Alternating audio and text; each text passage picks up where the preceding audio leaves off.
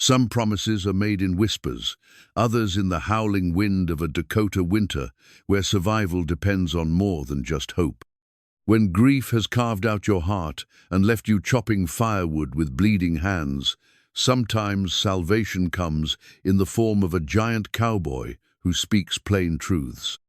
Ephraim Cutter stands near 7.5 feet tall, broad as a barn door, with hands that could break a horse's neck or cradle a sparrow.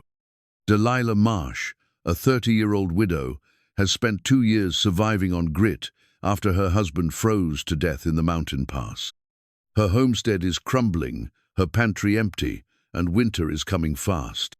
When Ephraim finds her struggling alone, he takes off his hat and makes his vow simple. By winter, you'll have my son growing inside you. But when a woman's heart has been frozen by loss, can even the warmest promise melt the ice around it? Before we jump back in, tell us where you're tuning in from. And if this story touches you, make sure you're subscribed, because tomorrow I've saved something extra special for you. The October wind cut through Delilah Marsh's worn woolen shawl like a blade through parchment, carrying with it the promise of a winter that would test every soul on the Dakota frontier. At 30 years old, she had learned that promises were often broken things, scattered like leaves across the endless prairie. Her calloused hands gripped the axe handle tighter as she raised it above another stubborn piece of oak, the wood splitting with a satisfying crack that echoed off the weathered boards of her small homestead. 2 years had passed since Thomas froze to death bringing firewood down from Eagle's Pass, his body found 3 days later by a search party, still clutching the reins of their old mare. The horse had made it home, but Thomas never would. Delilah still wore his wedding ring on a chain around her neck, the gold band tapping against her breastbone with each swing of the axia, steady reminder of what she'd lost and what she still had to lose. The homestead that had once felt like a sanctuary now seemed to mock her efforts. The roof leaked in 2 places, sending rusty stains down the whitewashed walls she'd painted with such hope 4 years ago. The barn door hung askew on broken hinges, and the chicken coop had lost half its occupants to foxes last month. Every day brought new evidence of her failing battle against the wilderness, yet every morning she rose before dawn to fight it again. Her nearest neighbor, Martha Henley, lived 3 miles east with her husband Carl and their 2 grown sons. They'd offered help more times than Delilah could count, but charity sat heavy on her shoulders like a wet blanket. She'd accepted a basket of preserves last month and felt the weight of obligation for weeks afterward. Pride was sometimes all a person had left, and she guarded hers fiercely. The sound of hoofbeats on the hard-packed earth made her straighten, shading her eyes against the pale morning sun. A rider approached from the north, moving with the easy confidence of someone who belonged on horseback. As the figure drew closer, Delilah felt her breath catch in her throat. Even at a distance, there was no mistaking the sheer size of the man. Ephraim Cutter sat his massive stallion like a king surveying his domain, though his domain was nothing more than the endless grass and sky that stretched beyond the horizon. Stories preceded him, wherever he went, tales of a man who could lift a full-grown steer with his bare hands, who'd once walked 50 miles through a blizzard to deliver medicine to a dying child, who spoke to horses in a language they seemed to understand. Some folks whispered he had giant's blood in his veins, passed down from the old country where such things were possible. Others claimed he was part Indian, though his hair was the color of wheat fields in autumn and his eyes held the pale blue of winter sky. What everyone agreed on was that Ephraim Cutter was a man apart, not quite fitting into the world of ordinary mortals, yet somehow essential to it. He'd come down from the high country 3 weeks ago, staying at the boarding house in town and asking questions about available land. More than one father had pushed his daughter forward when Ephraim walked down Main Street, but he'd shown no interest in the giggling girls with their carefully curled hair and Sunday dresses. The older women in town had begun to whisper that perhaps he wasn't the marrying kind, but their whispers held more curiosity than condemnation. Now he was here, on her land, and Delilah felt suddenly aware of her patched dress and the strands of dark hair that had escaped her bun. She set the axe aside and wiped her hands on her apron, waiting as he dismounted with the fluid grace of a man comfortable in his own skin, despite its considerable expanse. "Mrs. Marsh," he said, removing his hat to reveal hair that caught the sunlight like spun gold. His voice was deep and measured, carrying the weight of careful consideration behind each word. "I hope you don't mind the intrusion. Mr. Cutter." She inclined her head slightly, maintaining the polite distance that propriety demanded. "You're welcome on my land, though I'm afraid I can't offer much in the way of hospitality." He gestured toward the pile of split wood at her feet, then to the axe in her hands. "Looks like you're preparing for winter. Every day's preparation out here." She followed his gaze to the weathered homestead, seeing it through his eyes, the sagging porch, the cracked window panes, the garden patch where weeds had begun to reclaim what vegetables remained. A person does what they must. Indeed they do. He stepped closer, and she had to tilt her head back to meet his eyes. There was something in his expression that made her pulse quicken, not fear exactly, but recognition of a moment that would change everything. "I've been watching you, Mrs. Marsh." Heat rose in her cheeks. "Sir, not watching like a man watches a woman he means to take advantage of," he said quickly, his large hands turning his hat brim in a nervous gesture that seemed at odds with his imposing presence. "Watching like a man watches someone he respects.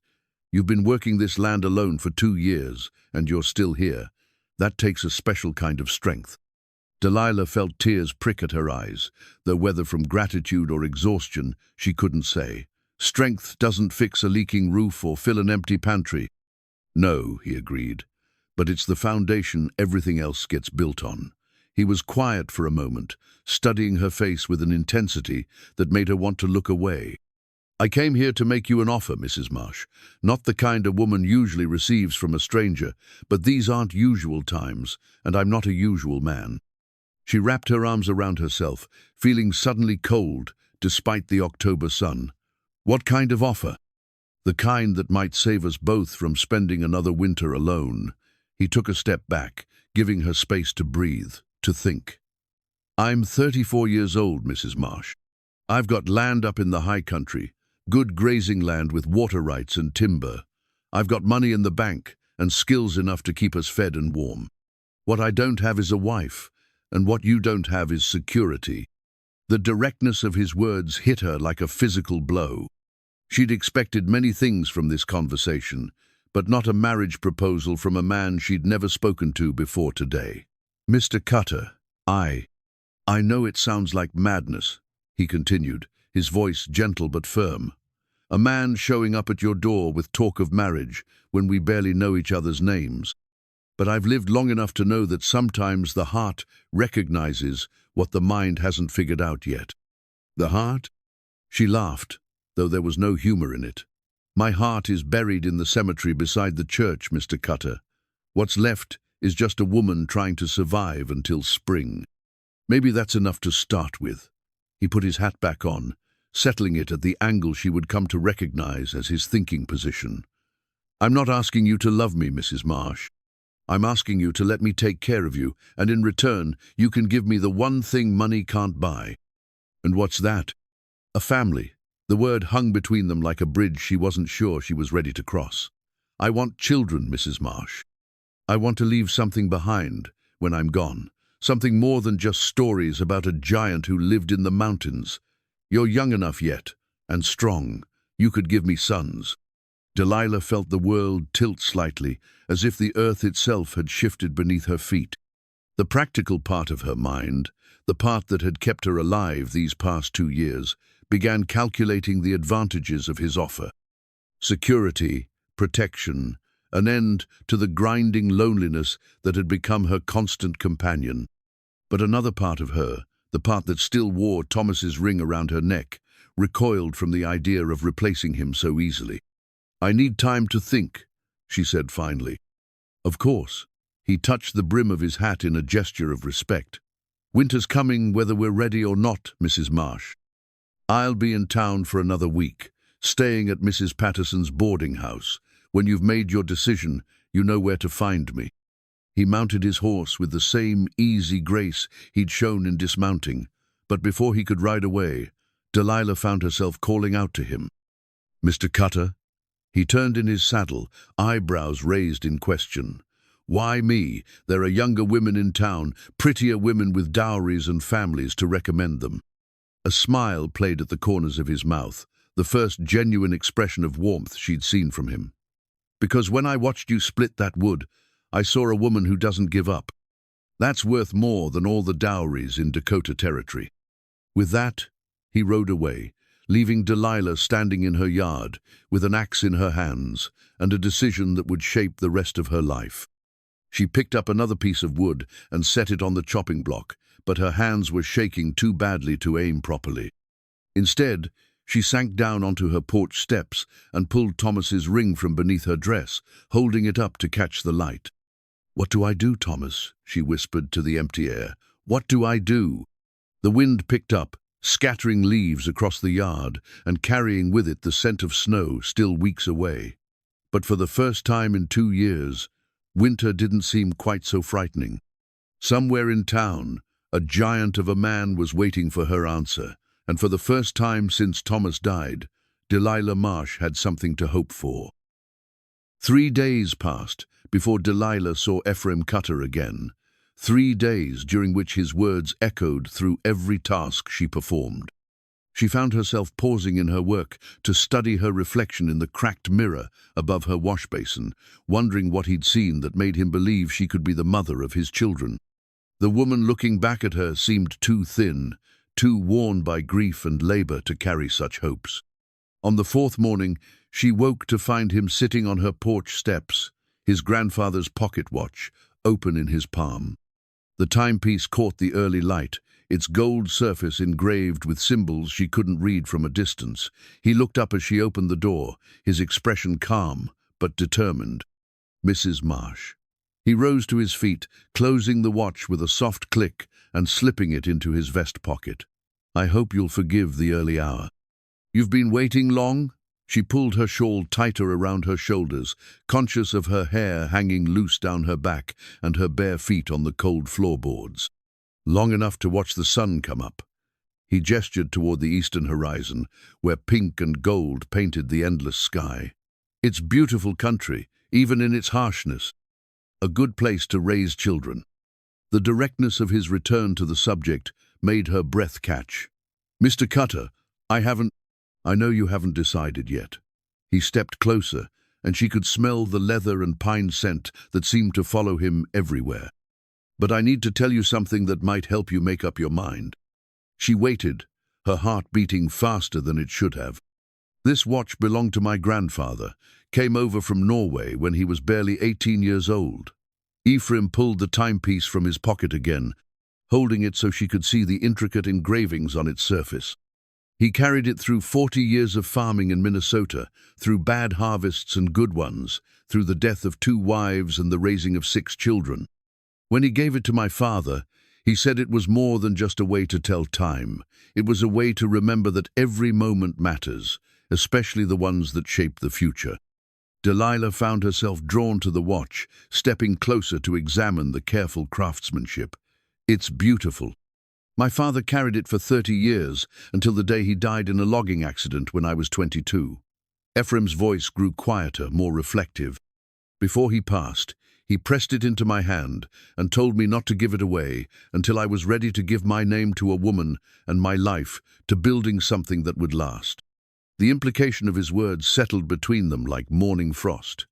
"And you think I'm that woman?" "I think you're a woman who understands that time isn't something to waste." He met her eyes steadily. "I'm 34 years old, Mrs. Marsh. Most men my age already have wives and children, already have roots planted deep enough to weather any storm. I've spent too many years waiting for the right moment, the right woman, the right circumstances. But watching you these past weeks, seeing how you fight for what's yours, even when the odds are against you, that told me everything I needed to know." Delilah felt heat rise in her cheeks. "You barely know me. I know you rise before dawn to tend animals that barely give enough milk to keep you fed. I know you mend your own fence posts and patch your own roof, even when the work is too much for one person. I know you've been wearing the same dress for 3 days because you've got only 2 that aren't patched beyond repair." His voice was gentle, without judgment. "And I know you loved your husband enough to wear his ring around your neck 2 years after he died." She touched the chain at her throat instinctively, feeling the familiar weight of Thomas's ring. Love doesn't die just because a person does. No, it doesn't. But life goes on whether we're ready for it or not. Ephraim pocketed the watch again, his expression growing more serious. "Mrs. Marsh, I'm not asking you to forget your husband or stop loving his memory. I'm asking you to let me stand beside you while you build something new. Something that honors what you had while reaching toward what you could have." The words hung in the cool morning air like a promise and a challenge combined. Delilah found herself thinking of the empty rooms in her house, the silence that pressed against her in the evenings when work was done, and there was nothing left but memories and regret. "What exactly are you proposing, Mr. Cutter?" "Marriage, partnership, a future that doesn't depend on whether you can chop enough wood to keep from freezing." He paused, choosing his words carefully. "I'm proposing that by winter you'll have my son growing inside you, and by spring you'll have a family again." The boldness of his statement should have shocked her, but instead it sent an unexpected warmth through her chest. There was something reassuring about his certainty, his willingness to speak plainly about desires most people only whispered about in the dark. "And if I can't give you children, if my body isn't willing or able, then we'll face that together, the way married people do." His answer came without hesitation. "But I've seen how you care for your animals, how you tend your garden, even when the soil fights you. You've got the heart of a mother, Mrs. Marsh. I believe your body will follow where your heart leads." Delilah turned away from him, looking out over the land she'd fought so hard to keep. The morning light revealed every flaw, every place where her efforts had fallen short. But it also showed the places where she'd succeeded: the vegetable patch that had yielded enough to keep her fed, the chicken coop she'd repaired with her own hands, the firewood stack that proved she wouldn't give up without a fight. "People will talk," she said finally. "People always talk. The question is whether you care more about their opinions than your own survival." She faced him again, studying the steady confidence in his expression. "You make it sound simple. Some things are simple, even when they're not easy." He stepped back, giving her space to think. "I'm not a romantic man, Mrs. Marsh. I won't court you with flowers and poetry, but I'll work beside you, protect you, provide for you, and when you're ready, truly ready, I'll love you with everything I have." The promise in his words made her throat tight with unexpected emotion. When was the last time anyone had offered to take care of her? When had she last felt like someone valued her enough to make such a commitment? "How long would you want to wait? For the wedding, I mean." "As long as you need, but winter's coming fast, and I'd rather have you settled in my house before the snow gets too deep to travel." His practical concern touched something deep in her chest. 2 weeks. 3. 1, she heard herself say, the word coming out before she'd fully decided to speak it. 1 week. His eyebrows rose slightly. "You're certain?" "No." The honesty surprised them both. "But I'm certain that another winter alone will kill me, one way or another. And I'm certain that you're offering me something I didn't dare hope for." "What's that?" "A chance to live, instead of just survive." Ephraim's face softened, and for a moment she glimpsed the man beneath the imposing exterior, someone who'd been waiting as long as she had for a reason to hope. "Then it's settled. 1 week from today, if you'll have me." 1 week. She extended her hand, and he took it carefully in both of his touch warm and surprisingly gentle for hands so large. "But I have conditions." "Name them." "I keep my name until after the ceremony, and I keep this house, at least for now. I need to know I have somewhere to come back to if it doesn't work between us," he finished. "Agreed. Though I hope you'll find my house more comfortable than this one, especially once winter sets in." She thought of his mention of land in the high country, of water rights and timber, of a place built to shelter a family through the harsh months ahead. "Where exactly is your property?" "About 20 miles north, in the foothills below Eagle's Pass. The same mountains where Thomas had died," she realized with a start. Good hunting, good grazing, and a spring that runs year-round. I've been building the house for 3 years, always thinking someday I'd have a wife to share it with. And now you will. Now I will. He released her hand but didn't step away. Mrs. Marsh, Delilah, I want you to know that I don't take this lightly. Marriage is a sacred thing, not just a business arrangement. When I give you my name and you give me yours, it'll be with the intention of making it permanent. The seriousness in his voice made her chest tight. I understand. Do you? Because once we're married, once you're carrying my child, there won't be any going back to the way things were. You'll be mine, and I'll be yours, for better or worse. The possessiveness in his words should have frightened her, but instead it sent an unexpected thrill through her veins. When had anyone claimed her so completely? When had she belonged to someone who would fight to keep her? I understand, she repeated, and this time she meant it fully. He nodded, satisfied. Then I'll speak to Reverend Morrison this morning, make the arrangements. Is there anything special you'd like for the ceremony? Simple, just simple. She paused, thinking. And I'd like Martha Henley to stand with me if she's willing. Of course. I'll ask Carl to stand with me. He settled his hat back on his head, preparing to leave. 1 week, Delilah. 1 week, and everything changes. After he rode away, Delilah sat on her porch steps and pulled out Thomas's ring, holding it up to catch the morning light. The gold was worn smooth from years of wear, a simple band that had represented simple promises. But perhaps it was time for something more complex, something that acknowledged the woman she'd become rather than the girl she'd been. 1 week. In 1 week, she would be Mrs. Ephraim Cutter, and by winter, if he was right, she would be carrying his child. The thought should have terrified her, but instead it filled her with something she'd almost forgotten how to feel. The next morning brought Martha Henley to Delilah's door before the sun had fully cleared the horizon, her face flushed from the 3-mile ride and her eyes bright with curiosity. She tied her horse to the hitching post with efficient movements, then marched up to the porch where Delilah sat mending a torn petticoat. Well?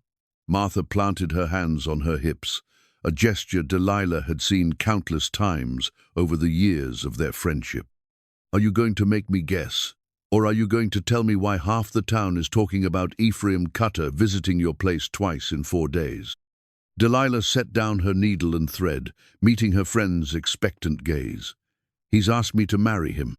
Marry him. Martha's voice rose an octave. Delilah Marsh, you've barely spoken 2 words to that man in your entire life. We've spoken plenty in the past few days. Delilah rose from her chair, smoothing her skirts. And I've accepted. Martha's mouth opened and closed like a fish pulled from water. Finally, she sank down onto the porch step, her usual composure completely abandoned. You've lost your mind. The grief has finally addled your brains. My brains are fine, thank you. Delilah resumed her seat, picking up her mending again. My circumstances, however, are not. Your circumstances? Martha turned to study the homestead with fresh eyes, taking in the sagging roof, the patched walls, the general air of barely controlled decay.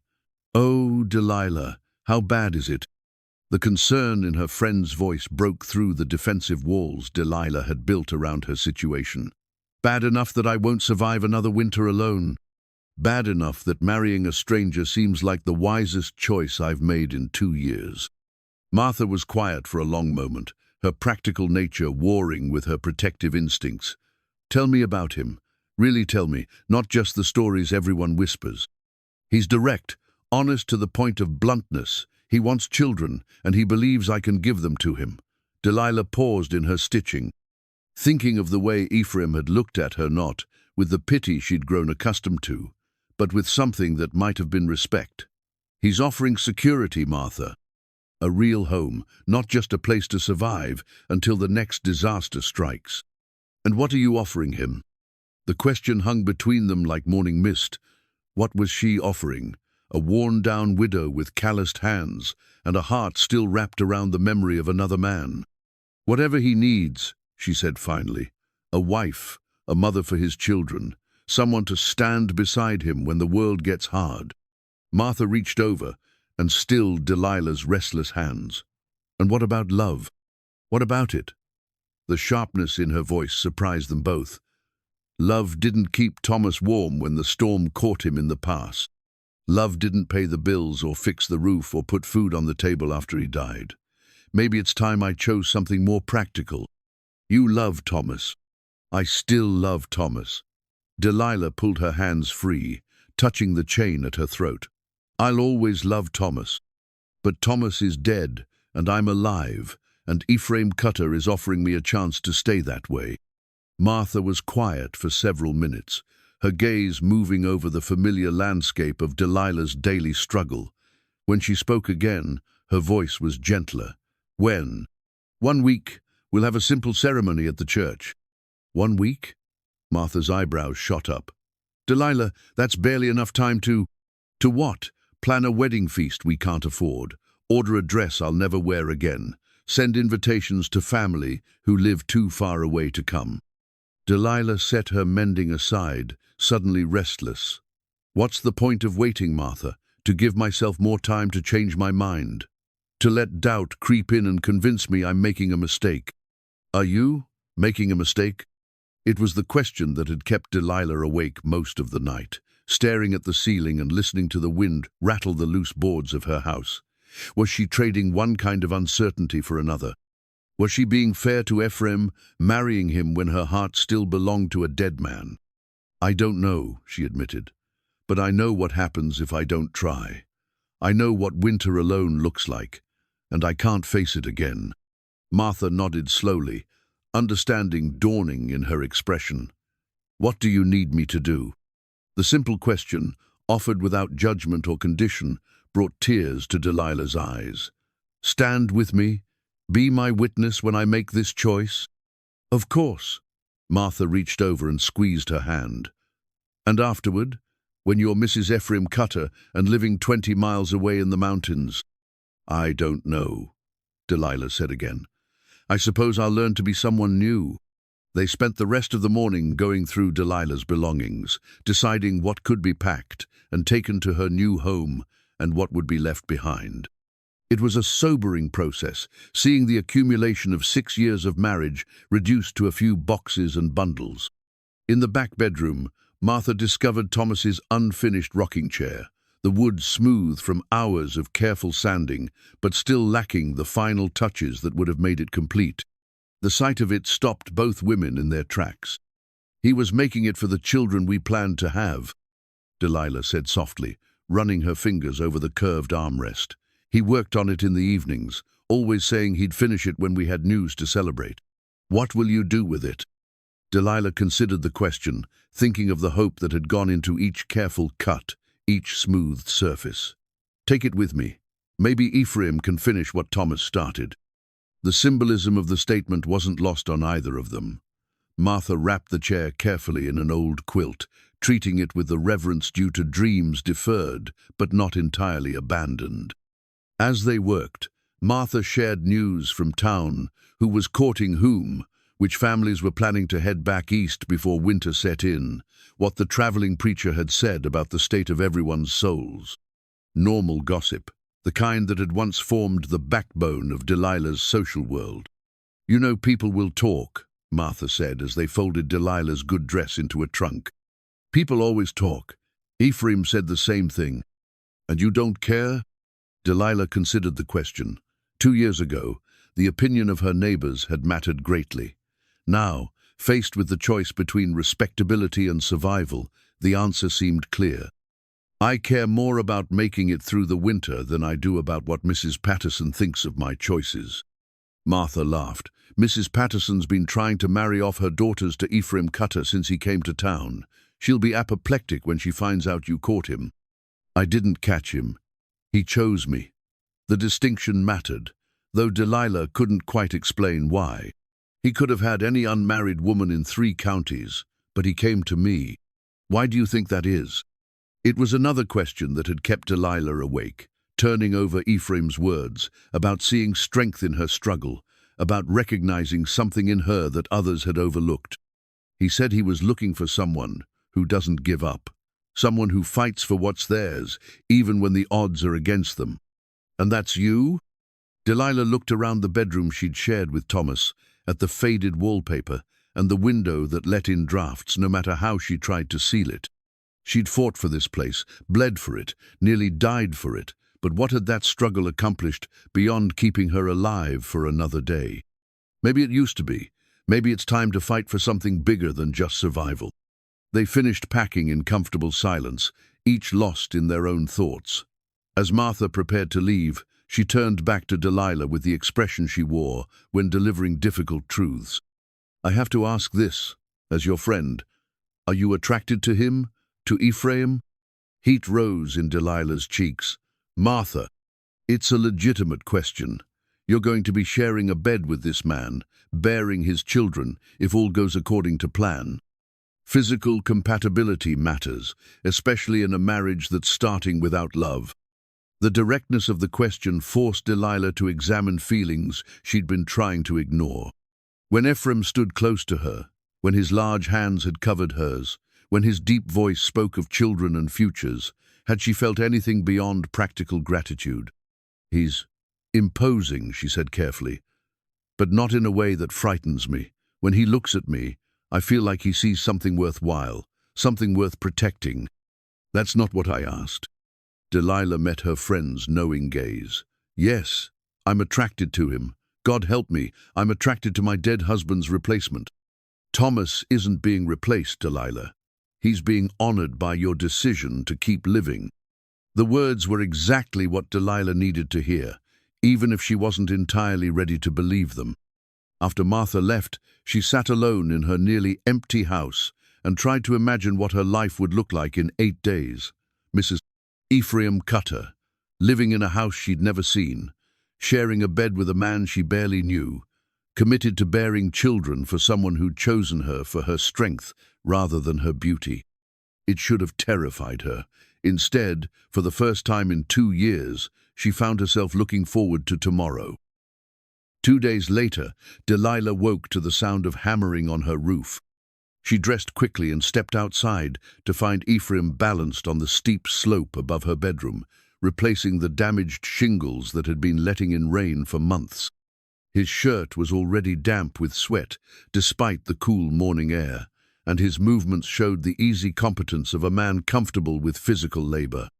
"Mr. Cutter," she shaded her eyes against the sun, calling up to him. "What are you doing?" He paused in his work, looking down at her with that steady expression she was beginning to recognize. "Fixing your roof. Can't have my future wife sleeping under a leak." The possessiveness in his words sent an unexpected warmth through her chest. "You don't need to." "Yes, I do," he resumed, hammering, driving each nail with precise strikes.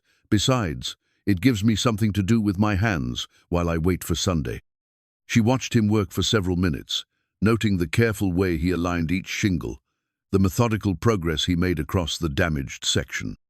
This was a man who finished what he started, who took responsibility for the things and people under his protection. "There's coffee if you want some," she called up to him. "In a bit.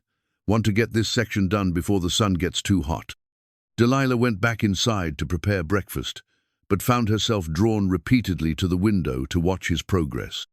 There was something mesmerizing about the rhythm of his work, the way his large frame moved with surprising grace across the steep roof.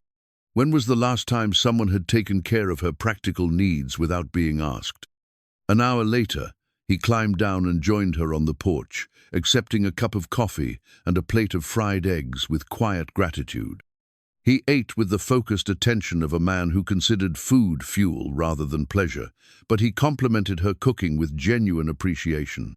"The roof should hold through the winter now," he said, wiping his mouth with the napkin she'd provided, "though you won't need to worry about that once we're married."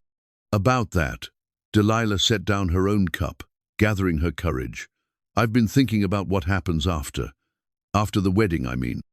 His eyes sharpened with attention. "Having second thoughts?" "No, but I have questions about expectations, about what kind of wife you're hoping I'll be." Ephraim leaned back in his chair, studying her face with that unnerving directness. "What kind of wife do you want to be?" The question caught her off guard. Thomas had never asked what she wanted. He'd simply assumed she'd be happy with the role of helpmate and eventual mother. But Ephraim was asking her to define herself, to choose her own path within the boundaries of their arrangement. "I want to be useful," she said finally. "I want to contribute more than just my ability to bear children. I can work farm work, household management, even helping with livestock if needed. I don't want to be ornamental." "Good, because I wasn't looking for ornamental." He finished his coffee, then reached into his shirt pocket and withdrew a small leather pouch. "I brought you something." Delilah accepted the pouch with curious fingers, noting the soft texture of the well-worn leather and the careful stitching along the seams.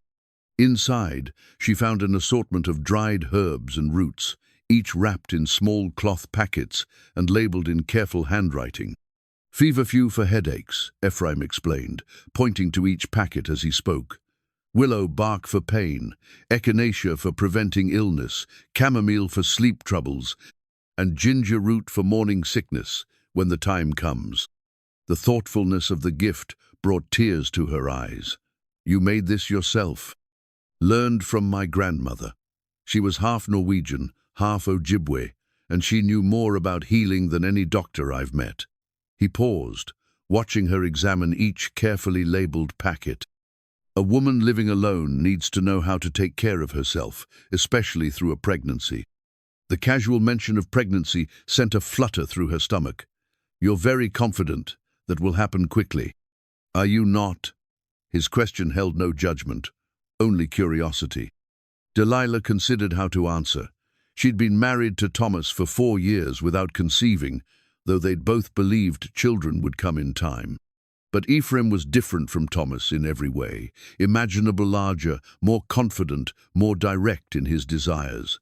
Perhaps those differences extended to his ability to give her what Thomas never had.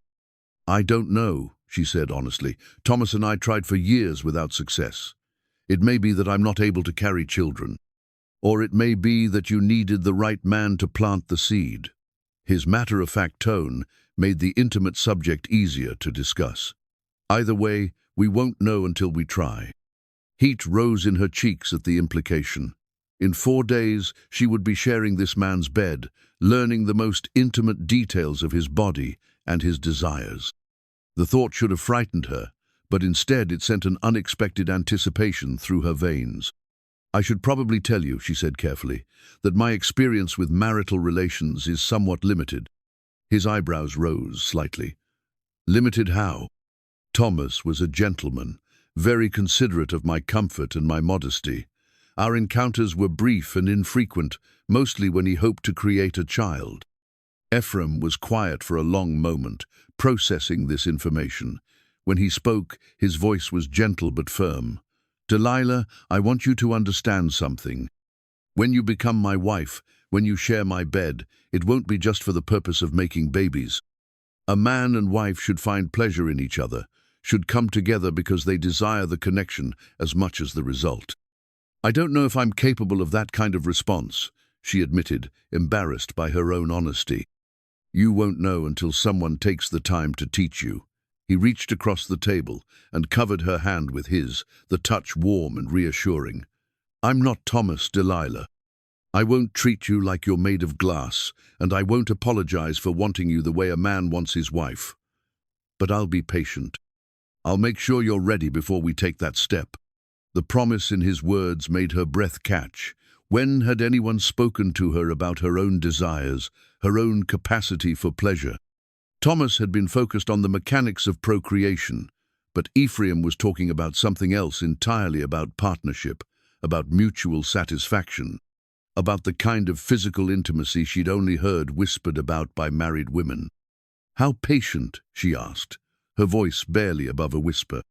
"As patient as you need me to be. Days, weeks, months, if necessary." His thumb traced across her knuckles, the simple touch sending warmth up her arm. "But I hope it won't take that long. I hope you'll find reasons to want me as much as I already want you." The admission hung between them like a bridge she wasn't sure she was ready to cross. He wanted her not just as a vessel for his children or a caretaker for his home, but as a woman. When had anyone last looked at her with desire rather than pity? "I should get back to work," she said, though she made no move to pull her hand away from his. In a minute, he turned her hand over, examining the calluses on her palm with gentle fingers. These will heal once you're not working yourself to exhaustion every day. I like my hands the way they are. They're proof that I can take care of myself. And now you'll have proof that someone else wants to take care of you too. He brought her hand to his lips, pressing a soft kiss to her palm that made her shiver. 4 more days, Delilah. 4 more days, and you'll never have to face anything alone again. After he left to return to town, Delilah sat on her porch with the medicine pouch in her lap, thinking about the man who'd given it to her. He could have chosen any woman younger, prettier, more experienced in the domestic arts. But he'd chosen her, with her work-worn hands and her guarded heart and her uncertain ability to give him what he most wanted. She opened the pouch again, breathing in the mingled scents of the carefully preserved herbs. Feverfew for headaches, willow bark for pain, ginger for morning sickness. He was already thinking ahead to her comfort during pregnancy, already planning for the child he believed they would create together. For the first time since accepting his proposal, Delilah allowed herself to imagine it fully, the weight of a baby in her arms, the sound of a child's laughter in the house Ephraim had built, the look on his face when she told him his seed had taken root in her body. The image filled her with a longing so sharp it took her breath away. Maybe Martha was right. Maybe Thomas wasn't being replaced, but honored by her decision to keep living, to keep hoping, to believe that her story wasn't over, but simply beginning a new chapter. 4 more days. In 4 more days, she would be Mrs. Ephraim Cutter, and the careful, cautious life she'd built from the ashes of her grief would transform into something she couldn't yet imagine. She pressed her face into her hands, breathing in the lingering scent of healing herbs, and for the first time in 2 years, Delilah Marsh let herself believe in the possibility of happiness. The morning of their wedding dawned clear and cold, with the kind of crystalline sky that promised snow before nightfall. Delilah woke before sunrise in Martha's guest room, where she'd spent the night to preserve the tradition of not seeing her groom on their wedding day. Through the frosted window, she could see her breath in the chilly air, and she pulled the quilt tighter around her shoulders as she tried to calm her racing heart. In a few hours, she would be married to a man she'd known for exactly 1 week. Martha bustled in with a breakfast tray and the determined efficiency of a woman on a mission. "Eat," she commanded, setting the tray on the bedside table. "You'll need your strength today." Delilah attempted to swallow a few bites of porridge, but her stomach was too unsettled to accept much food. Instead, she focused on the simple ritual of preparing herself for the most important day of her new life. Her wedding dress was a simple affair, her best blue wool, freshly pressed and paired with the white lace collar that had belonged to her mother. Martha had insisted on lending her a pair of pearl earrings, something borrowed to bring good luck. In her reticule, she carried Thomas's ring, no longer around her neck, but not yet ready to be completely put away. "You look beautiful," Martha said, stepping back to examine her handiwork after pinning Delilah's hair into a neat chignon. "Different somehow. More hopeful." "I feel different." Delilah studied herself in the mirror, noting the color in her cheeks and the brightness in her eyes that had been absent for so long. Terrified, but different. They arrived at the church to find a surprising number of people already gathered, despite the early hour and the casual nature of the ceremony. Word had spread, as it always did in small communities, and it seemed half the county had turned out to witness the unlikely union of the giant cowboy and the widow who'd captured his attention. Ephraim was waiting at the altar with Carl Henley, both men dressed in their Sunday best and looking uncomfortable in the confines of their formal clothes. But when Delilah walked down the aisle on Martha's arm, Ephraim's expression transformed, his face lighting with something that might have been wonder. "You're beautiful," he murmured, as she took her place beside him, his voice pitched low enough that only she could hear. "You clean up well yourself," she replied, noting how the dark suit emphasized his broad shoulders and made his pale eyes seem even brighter. Reverend Morrison began the ceremony with the traditional words about marriage being a sacred institution designed by God for the comfort and companionship of man and woman. But Delilah found herself focusing more on Ephraim's presence beside Hearth, warmth radiating from his large frame, the steadiness of his breathing, the way his hand felt when he took hers during the exchange of vows. "Do you, Ephraim Cutter, take this woman to be your lawfully wedded wife, to have and to hold, in sickness and in health, for richer or poorer, for better or worse, until death do you part?" "I do." His answer was firm, unwavering, spoken with the same certainty he'd shown when making his original proposal. "And do you, Delilah Marsh, take this man to be your lawfully wedded husband, to have and to hold, in sickness and in health, for richer or poorer, for better or worse, until death do you part?" Delilah looked up into Ephraim's face, seeing patience and hope, and something deeper that made her chest tight with emotion. "I do." The ring he slipped onto her finger was unlike anything she'd expected, not gold like Thomas's had been, but silver, with intricate engravings that caught the light from the church's tall windows. She realized he must have made it himself, just as he'd made everything else he'd given her. "By the power vested in me by the territory of Dakota, I now pronounce you husband and wife. You may kiss your bride." Ephraim's hands came up to frame her face with surprising gentleness, his thumbs brushing across her cheekbones as he leaned down to press his lips to hers. The kiss was soft, reverent, a promise rather than a demand. But even so, it sent warmth flooding through her body and made her understand, perhaps for the first time, what Martha had meant about physical compatibility. When they broke apart, Delilah found herself looking into eyes that held both satisfaction and banked desire. Whatever else their marriage might become, it would not lack for passion on his part. The congregation erupted in applause and well wishes, and for the next hour Delilah found herself accepting congratulations from people she'd known for years, but who now looked at her with new interest. She was no longer the pitied widow struggling to survive. She was Mrs. Ephraim Cutter, wife to one of the most respected men in 3 counties. Martha had organized a simple reception in the church hall, with coffee and cake and the kind of wholesome conversation that marked significant community events. But Delilah noticed the way some of the older women watched her and Ephraim together, their expressions speculative in a way that made her uncomfortable.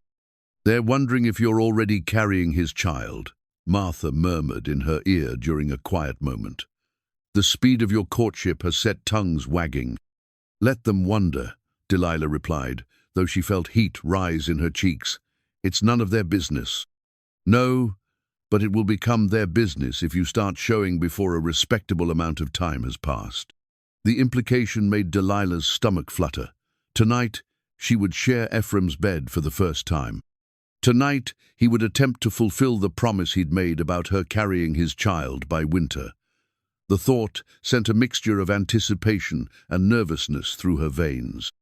As the afternoon wore on, she found herself watching her new husband as he moved through the crowd, noting how easily he commanded respect despite his reserved nature. Men sought his opinion on everything from cattle prices to the likelihood of an early winter, while women found excuses to bring him pieces of cake and compliment his choice of bride. But his attention kept returning to her, his eyes finding her across the room with a consistency that made her feel claimed in the most elemental way. When he looked at her like that, she could almost forget that their marriage had been born of practicality rather than passion. Finally, as the sun began to sink toward the horizon, Ephraim approached her with their coats. "Ready to go home, Mrs. Cutter?" The name sent a thrill through her that she hadn't expected. "Yes, I think I am." The ride to his property took them north through increasingly rugged terrain, the wagon loaded with her belongings bouncing over ruts and rocks as they climbed into the foothills. Ephraim had hitched his massive stallion alongside a gentler mare, and the team pulled steadily despite the challenging road. "Tell me about your house," Delilah said, partly to break the comfortable silence and partly because she was genuinely curious about the place that would be her new home. "It's solid," he said, his attention focused on navigating a particularly treacherous section of trail, built to last, with good timber and stone foundations. 3 bedrooms, a large kitchen, a sitting room for the evenings, Nothing fancy, but comfortable. 3 bedrooms, one for us, one for guests, and one for children when they come. The matter-of-fact way he spoke about their future offspring made her pulse quicken. I've been working on a cradle in the evenings, just rough work so far, but it'll be ready when we need it. The image of him working by lamplight, carving wood into shapes meant to hold their babies, filled her with an emotion she couldn't quite name. When had anyone planned so carefully for her happiness? As they climbed higher, the landscape grew more dramatic, with rocky outcroppings and stands of pine that spoke of wild country and harsh winters. But it was beautiful too, in a way that made her understand why Ephraim had chosen to build his life here. This was a place for people who valued independence, who weren't afraid of solitude or challenge. There, he said, pointing ahead to where smoke rose from a chimney barely visible through the trees. Home. Delilah's first sight of her new home took her breath away. It was larger than she'd expected, built of honey-colored logs with a wide porch that wrapped around 3 sides. Window boxes held the brown stalks of flowers that had bloomed earlier in the season, and a kitchen garden showed evidence of careful tending, despite the lateness of the year. Ephraim, it's beautiful. You sound surprised. I suppose I am. I was expecting something more primitive, I guess. More like a trapper's cabin than a real home. He helped her down from the wagon, his large hands spanning her waist with easy strength. I told you I'd been building it for 3 years, thinking someday I'd have a wife to share it with. I wanted it to be worthy of the woman who'd live here.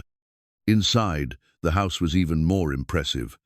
The main room featured a massive stone fireplace with a carved wooden mantel, and the furniture was clearly handmade but showed real craftsmanship.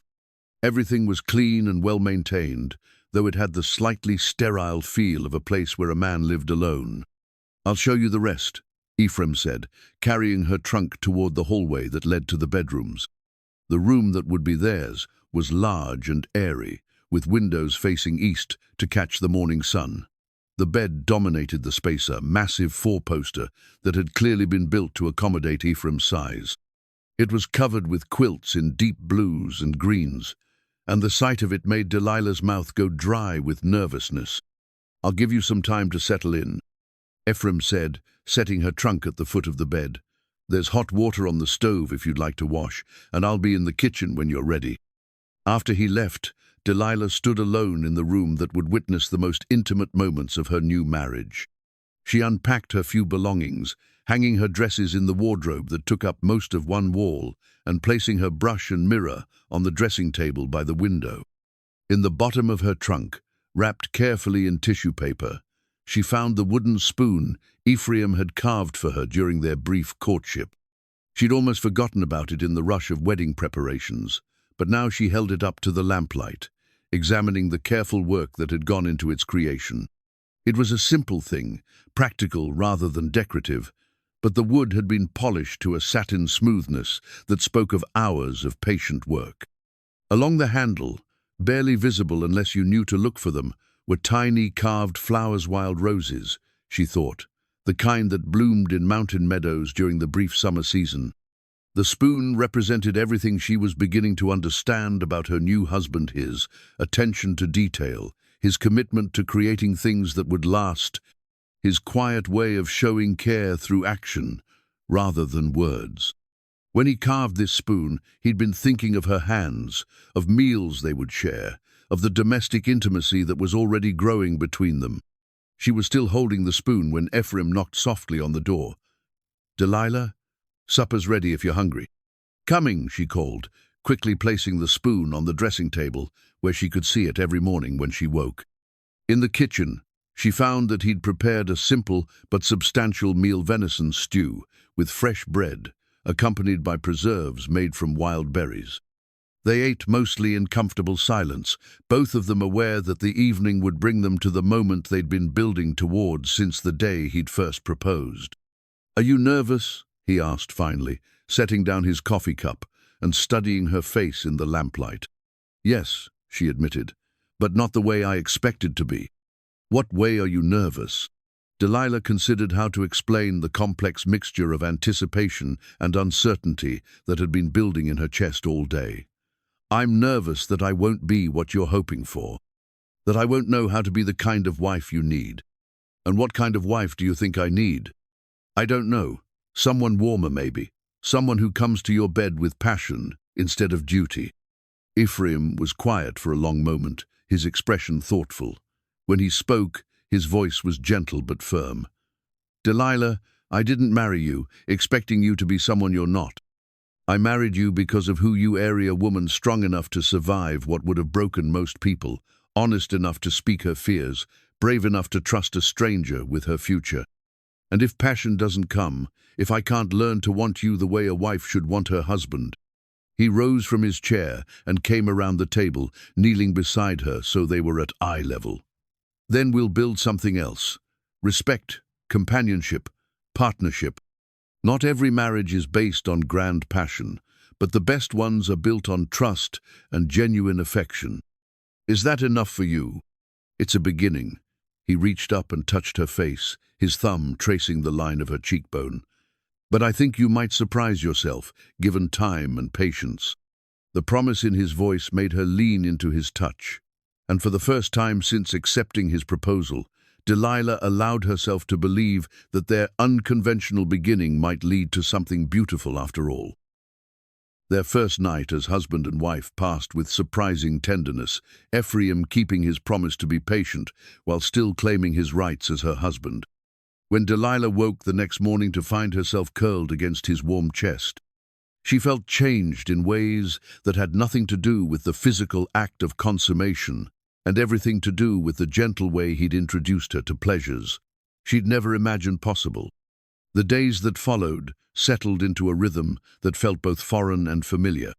Ephraim rose before dawn to tend his livestock cattle that grazed in high meadows and horses that roamed freely until winter drove them closer to the barn. Delilah took over the domestic responsibilities with an efficiency that seemed to surprise and please him, transforming his bachelor quarters into something that felt like a real home. She discovered that he was a man of simple tastes but particular standards, appreciating good food and cleanliness without requiring unnecessary luxury. He'd never learned to cook beyond the basics required for survival, so her ability to turn simple ingredients into satisfying meals earned his genuine gratitude. "Where did you learn to make bread like this?" he asked one morning, breaking open a still warm loaf and inhaling the yeasty scent with obvious pleasure. "My mother," she said. A woman who couldn't feed her family properly wasn't much of a woman at all. Delilah poured coffee into his cup, noting how his large hands dwarfed the delicate china. "She taught me that taking care of people through food was one of the highest forms of love. She was a wise woman. She died when I was 17, right before I married Thomas. I sometimes wonder what she would have thought of all this, me marrying a stranger, starting over at 30 years old." Ephraim considered the question while he buttered his bread. "I think she would have been proud that you chose life over despair. That takes a special kind of courage." The simple statement filled her with warmth, though it also highlighted how different he was from Thomas, who'd rarely offered such philosophical observations. Ephraim thought deeply about things, approached even casual conversations with the same thoroughness he brought to his work. After breakfast, while he tended to outdoor chores, Delilah explored her new domain more thoroughly. In addition to the main house, there was a large barn that housed his horses, a smaller building for storing grain and equipment, and a smokehouse that still held the remnants of his summer hunting efforts. Everything was well maintained and organized with military precision. But it was in the back bedroom, the one he'd designated for future children, that she made her most significant discovery. Hidden in the bottom of a trunk, beneath spare blankets and winter clothes, she found her mother's Bible-the-worn leather volume that had guided her family through 2 generations of frontier hardships. She'd thought the book was lost forever, sold with the rest of her belongings when she'd been forced to liquidate Thomas's debts. Finding it here, in Ephraim's house, felt like a sign that perhaps this marriage was blessed in ways she hadn't dared to hope.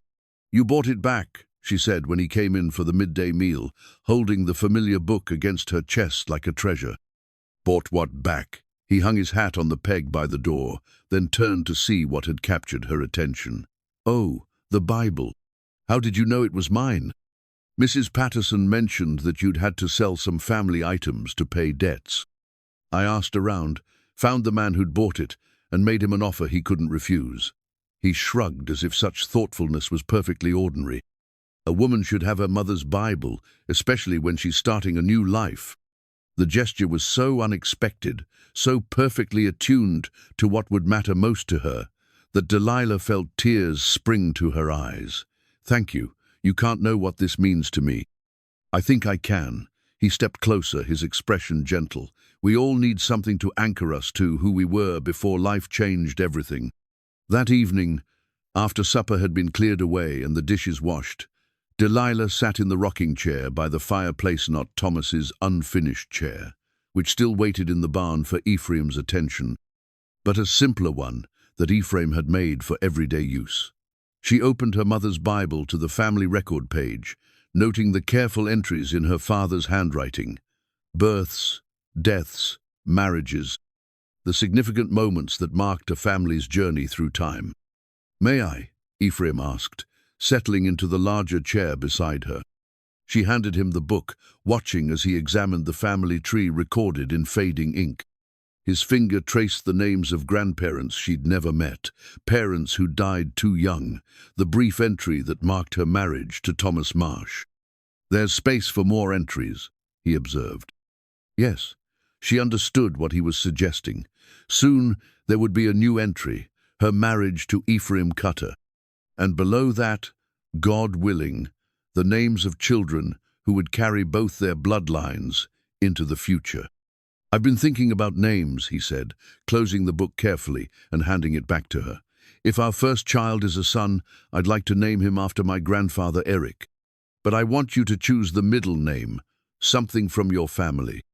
And if it's a daughter, that would be entirely your choice. I know nothing about naming girls." The casual way he spoke about their future children, as if their conception was inevitable rather than merely hoped for, filled her with a complex mixture of anticipation and anxiety. It had been 3 weeks since their wedding, 3 weeks of sharing his bed and learning the intimate rhythms of married life. Was it too soon to expect signs that his seed had taken root? "Ephraim," she said carefully, "what if I don't conceive as quickly as you're hoping? What if it takes months, or even years?" He was quiet for a long moment, staring into the fire. When he spoke, his voice was thoughtful rather than dismissive. "Then we'll have more time to learn each other, to build the foundation that will make us good parents when the time comes. And if I never conceive? If I'm barren?" The question hung between them like a challenge. This was the fear she'd carried since accepting his proposal, that she would fail to give him the one thing he wanted most, that their marriage would become a disappointment to them both. "Then we'll find other ways to build a family. There are always children who need homes, who need the kind of love and stability we could provide." He turned to look at her directly. "Delilah, I married you because I wanted a partner, not just a broodmare. If children come, I'll be grateful. If they don't, I'll still consider myself fortunate to have found a woman worth sharing my life with." The sincerity in his voice made her throat tight with emotion. "You say that now, but what about in 5 years, 10, when your friends have children and grandchildren, and we're still alone? Then we'll be alone together, and that will have to be enough." He reached over and took her hand, threading their fingers together. "But I don't think it will come to that. I have a feeling about us, about what we can create together." "What kind of feeling?" "The kind that tells me our story is just beginning, that the best parts are still ahead of us." He lifted their joined hands, pressing a soft kiss to her knuckles. "You're going to give me children, Delilah. Maybe not this month or even this year, but someday. And when you do, they'll be lucky to have a mother who knows how to fight for what matters." That night, as they lay together in the large bed that had become familiar despite its strangeness, Delilah found herself thinking about the future Ephraim envisioned with such confidence. Children running through the rooms of this house, filling it with laughter and noise, and the everyday chaos of family life. A daughter with her dark hair and stubborn chin, perhaps, or a son with Ephraim's pale eyes and gentle strength. "What are you thinking about?" he asked, his voice drowsy in the darkness. "The children will have, what they'll look like, what kind of people they'll become. And I think they'll be lucky to have you as a father." She turned in his arms, studying his face in the moonlight, filtering through the bedroom window. "You're nothing like what I expected when you first came to my door." "What did you expect?" "Someone harder, I suppose, more demanding. Men your size don't usually develop the kind of patience you've shown me. Maybe that's because most men my size never had to learn patience. When you're as big as I am, people tend to give you what you want without argument. But the best things in life, respect, love, trust, those can't be taken by force. They have to be earned." "Is that what you're doing, earning my love?" "Every day." His answer was simple, honest, devastating in its directness. "Every day I try to prove that I'm worthy of the trust you placed in me when you said yes." 3 weeks of marriage, and already Delilah could feel her carefully guarded heart beginning to soften toward this man who carved spoons and bought back Bibles and spoke of their future with such unwavering certainty. It wasn't the desperate passion she'd felt for Thomas in their youth, but something deeper and more sustainable, growing affection built on respect and genuine compatibility. Maybe that was enough. Maybe it was even better than what she'd had before, grounded in adult understanding rather than youthful infatuation. As she drifted off to sleep in her husband's arms, Delilah allowed herself to believe that their practical beginning might indeed lead to something extraordinary. The knock on their door came on a grey November morning when the first serious snow of the season was beginning to dust the mountains. Delilah was kneading bread dough when she heard horses approaching, followed by the firm rap of knuckles against wood. Ephraim answered, and she recognized the voice of Samuel Morrison, the banker from town. "Mr. Cutter, Mrs. Cutter." Morrison's tone held the careful formality of a man bearing unpleasant news. "I'm sorry to disturb you, but there's a matter that requires immediate attention." Delilah wiped her hands on her apron and joined them in the front room, noting the manila envelope in Morrison's hands and the uncomfortable expression on his weathered face. She'd known Samuel Morrison for 6 years, had borrowed money from his bank to help Thomas buy seed for their first crop. Whatever brought him 20 miles into the mountains on a day like this couldn't be good news. "What kind of matter?" Ephraim asked, his voice carrying the steady calm that had become familiar to her over their month of marriage. Morrison opened the envelope and withdrew a sheaf of legal documents, the papers crackling in the dry air. "It concerns Mrs. Cutter's former property. There's been a development regarding the estate of Thomas Marsh." Delilah felt the blood drain from her face. "What kind of development?" "Thomas's debts were settled. I lost the homestead, but everything was paid." "That's what we believed, ma'am. But it seems there was a debt that wasn't properly recorded at the time of your husband's death." Morrison's discomfort was obvious as he consulted the papers. "A promissory note for $800, signed by Thomas Marsh and witnessed by 2 reliable citizens. The creditor has come forward with legal documentation proving the debt's validity." $800? Delilah's voice came out as barely a whisper. "That's impossible.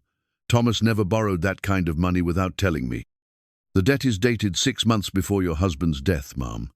According to the documentation, the money was borrowed to purchase seed and equipment for an expanded planting that spring."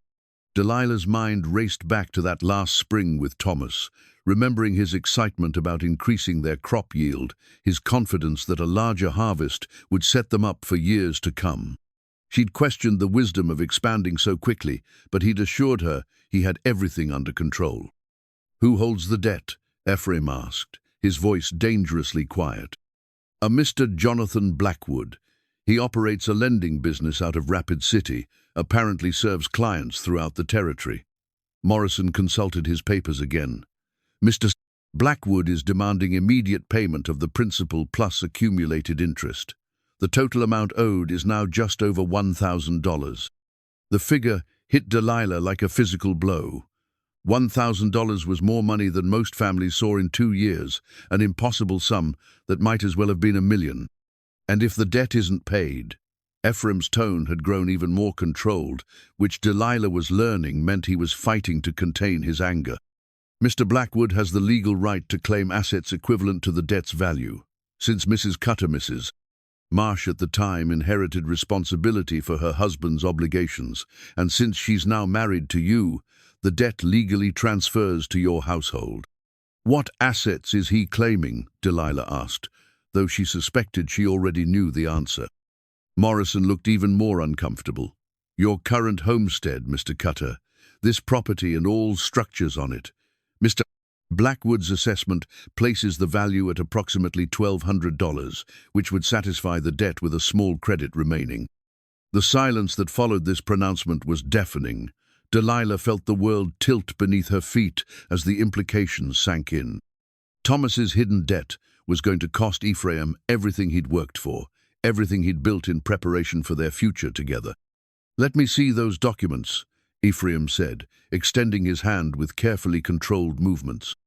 Morrison handed over the papers, and Ephraim examined them with the thoroughness of a man who understood that details mattered in legal proceedings. Delilah watched his face, noting the subtle tightening around his eyes as he read through the promissory note and supporting documentation. "This signature," Ephraim said finally, pointing to Thomas's name at the bottom of the note. "You're certain it's authentic?" "We had it examined by a handwriting expert in Sioux Falls. He confirmed that it matches samples of Mr. Marsh's signature from previous bank transactions." Morrison's professional demeanor couldn't quite hide his sympathy for their situation. "I'm sorry, Mrs. Cutter. I know this comes as a shock." Delilah sank into a chair, her legs suddenly unable to support her weight. 1 month of marriage, 1 month of believing she'd finally found security and stability, and now Thomas's hidden debts were threatening to destroy everything again. "When does Blackwood want payment?" Ephraim asked. "Immediately. He's prepared to begin legal proceedings to claim the property if settlement isn't reached within 10 days. 10 days. Ephraim set the papers on the table, his expression unreadable.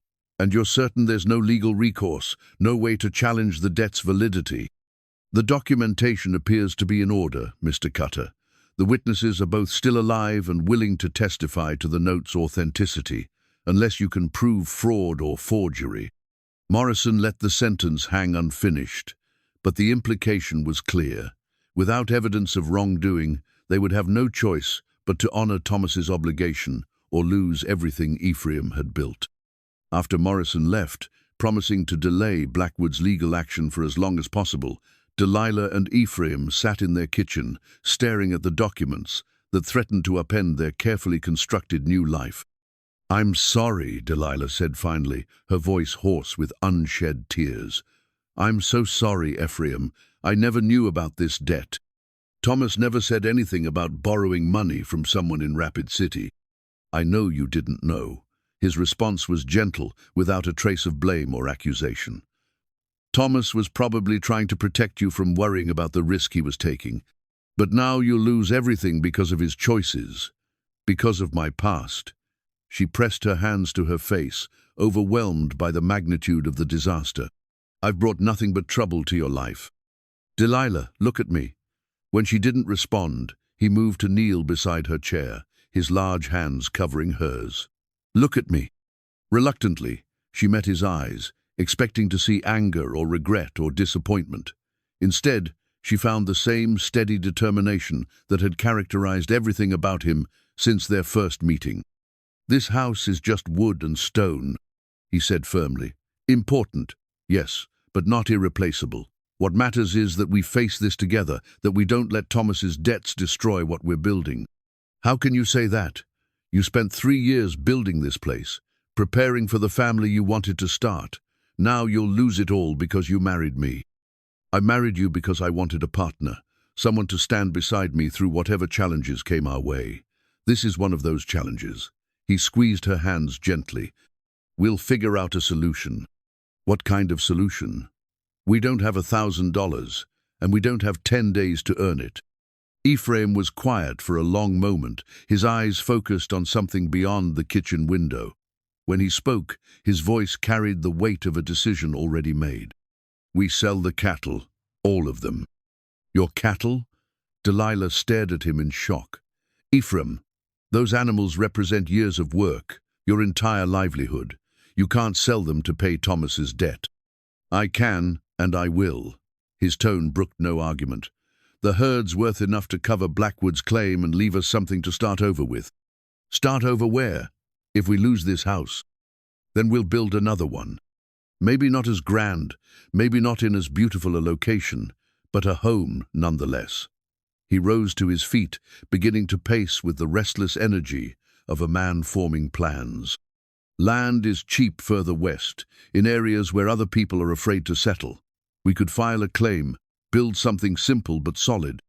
The casual way he spoke about abandoning everything he'd worked for, all because of her connection to Thomas's hidden mistakes, made Delilah's chest tight with guilt and something that might have been love. Why? She asked. Why would you sacrifice so much for a marriage that's barely a month old? He stopped pacing and looked at her with an expression so tender it took her breath away. Because when I made my vow to you, I meant it. For better or worse, in prosperity and in want. This is the worst part, Delilah. This is where we prove that what we have is strong enough to survive whatever life throws at us. But your dreams, my dreams were about having a family, about building something lasting with someone I could trust and respect and maybe someday love. He came back to her, taking her hands in his once again. The location doesn't matter. The size of the house doesn't matter. What matters is that we're together, that we face the future as a team. That night, as they lay in bed discussing the practical details of selling the cattle and liquidating their assets, Delilah found herself studying her husband's profile in the moonlight. 6 weeks ago, she'd been a desperate widow facing another winter alone. Now she was a woman whose past mistakes threatened to destroy her husband's future, yet he spoke of their challenges as if they were shared burdens rather than her personal failures. I don't deserve you, she whispered into the darkness. Yes, you do. His answer was immediate, certain. You deserve someone who'll stand by you when things get difficult, who won't abandon you when life proves messier than expected. That's what marriage means, Delilah. That's what love looks like when it's built on something stronger than just passion. As she drifted off to sleep, Delilah realized that Thomas's hidden debt might have cost them Ephraim's beautiful house and carefully planned future, but it had also revealed something precious, that their marriage was built on a foundation strong enough to weather any storm. The next 3 days passed in a blur of activity as Ephraim worked to liquidate his life's work with the same methodical efficiency he brought to everything else.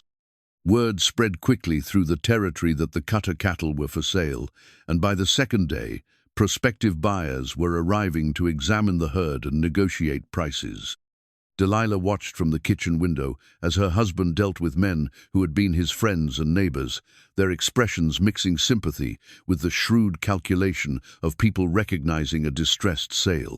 He showed no emotion as he discussed the animals he'd raised from calves, as he accepted offers that were lower than the cattle's true worth, simply because everyone knew he had no choice but to sell. Martha Henley arrived on the 3rd day, bringing news from town and a determination to help however she could. She found Delilah in the bedroom, carefully packing their belongings into the same trunks that had brought her to this house just over a month ago. I heard about the debt, Martha said without preamble, settling herself on the edge of the bed. The whole town's talking about it. Some folks are saying it's suspicious that this Blackwood character waited until after you remarried to come forward with his claim. Suspicious how? Delilah paused in her folding, a spark of hope flickering in her chest. Think about it, Delilah. If Thomas really owed this man money, why didn't he pursue collection when Thomas first died? Why wait 2 years until you've married someone with assets worth claiming? The implication sent a chill through Delilah's veins. You think the debt might be fraudulent? I think it's awfully convenient timing. Martha's expression was grim. Carl's been asking around, trying to find people who remember Thomas borrowing money that spring. Nobody recalls him mentioning a debt to anyone in Rapid City. But the handwriting expert confirmed Thomas's signature. Handwriting can be forged, especially if someone had access to documents with Thomas's real signature. Martha leaned forward, her voice dropping to a confidential tone. Carl thinks we should wire the territorial marshal, Ask him to investigate before you lose everything. Delilah felt a flutter of hope, quickly tempered by practicality. Even if the debt is fraudulent, we only have 7 days left before Blackwood can claim the property. How long would an investigation take? I don't know, but it's worth trying, isn't it? This house, this life, Ephraim Cutter, it's worth fighting for. Before Delilah could respond, they heard the sound of raised voices from the yard. Through the window, they could see Ephraim in conversation with a man neither of them recognized, a thin, well-dressed stranger whose expensive clothes and pale complexion marked him as someone from the city rather than the frontier. "That must be Blackwood," Martha whispered. "Come to survey his prize before he claims it." They watched as the conversation grew more heated, Ephraim's normally controlled demeanor showing cracks as the stranger gestured dismissively toward the house and outbuildings. Finally, Ephraim turned and strode toward the house, his face dark with barely contained fury. "Delilah," he called as he entered, "could you join us outside, please? Mr. Blackwood has some questions about the debt." Jonathan Blackwood was everything Delilah had expected, and worthy man in his 40s, with the soft look of someone who'd never done physical labor, dressed in a suit that cost more than most families earned in a year. His eyes held the cold calculation of a predator, and when he looked at her, she felt as if he was cataloging her value as an asset. "Mrs. Cutter," he said with false courtesy, "I'm sorry we have to meet under such unpleasant circumstances. However, business is business, and your late husband's debt must be satisfied." "My late husband never mentioned borrowing money from you," Delilah said, surprised by the steadiness of her own voice. "I handled all our financial affairs. If Thomas had taken such a large loan, I would have known about it." Blackwood's smile was patronizing. "Perhaps your husband was protecting you from worry. Men often shield their wives from business concerns, especially when those concerns involve risk. Thomas and I had no secrets from each other. Nevertheless, the debt exists, properly documented and witnessed. I'm prepared to be generous in my terms. You can remain in the house until spring, giving you time to find alternative arrangements. I have no desire to turn a respectable family out into the winter cold." The false benevolence in his tone made Delilah's skin crawl. This man was enjoying their distress, taking pleasure in the power he held over their lives. "How convenient that you waited until now to collect," Ephraim said, his voice deceptively calm.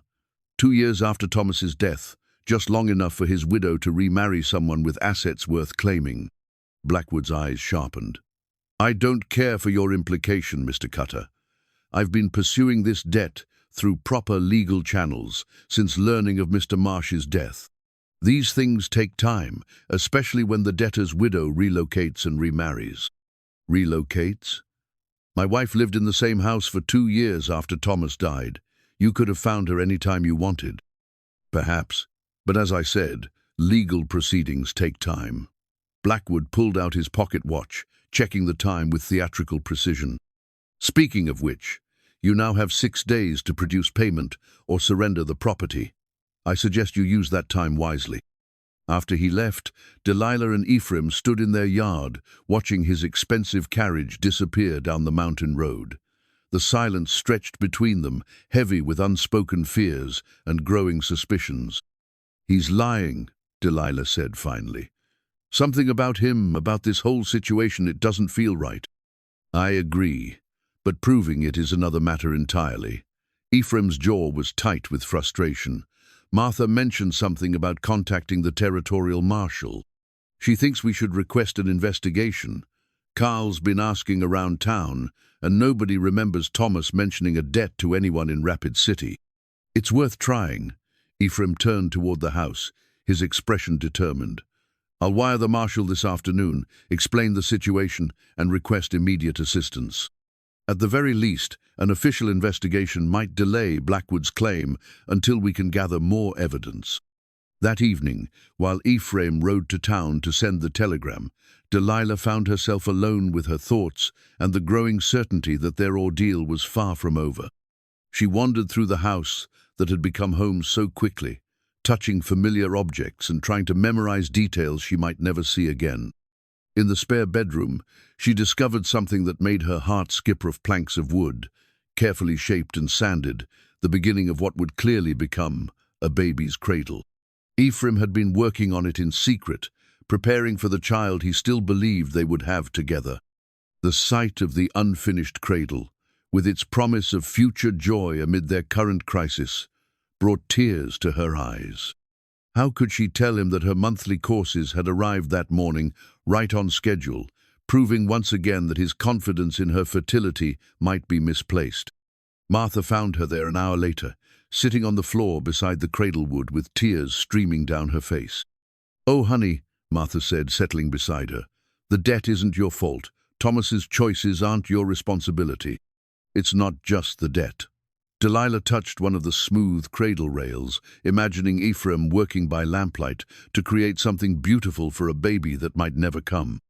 "I'm not pregnant, Martha. It's been 6 weeks, and still nothing. What if I can't give him the children he wants so desperately?" 6 weeks is nothing. Some women take months or even years to conceive, and they go on to have large, healthy families. But what if I'm one of the women who can't? What if that's why Thomas and I never had children, and Ephraim's confidence is misplaced?